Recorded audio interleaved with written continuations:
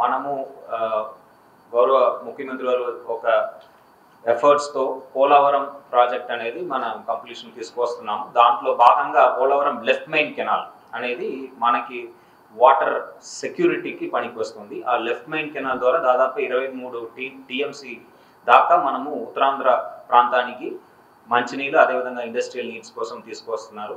So ఆ work పూర్తి స్థాయిలో ఎఫర్ట్స్తో ముందుకు సాగుతున్నది. So with that water we will be able to secure the water needs of Visakhapatnam and neighboring districts. ఇంతే కాకుండా మన ప్రాంతంలో ఉన్న చెరువులు అన్నీ కూడా ఇంప్రూవ్ చేయాలి. వాటర్ టేబుల్ని -8, -3 ప్రీ మాన్సూన్ అప్పుడు -8 మీటర్ దాకా పడిపోవచ్చు.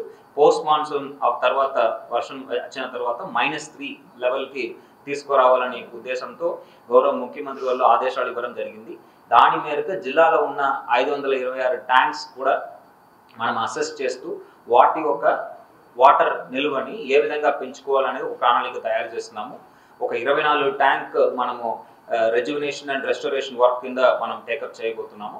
ఇంతే కాకుండా మిగతా ట్యాంక్స్ కూడా వాటర్ మనము ఏ విధంగా సేవ్ చేసుకోవచ్చు, వాటర్ టేబుల్ని ఏ విధంగా మనం పెంచుకోవచ్చు అనేది యాక్షన్ ప్లాన్ తయారు చేస్తున్నాము.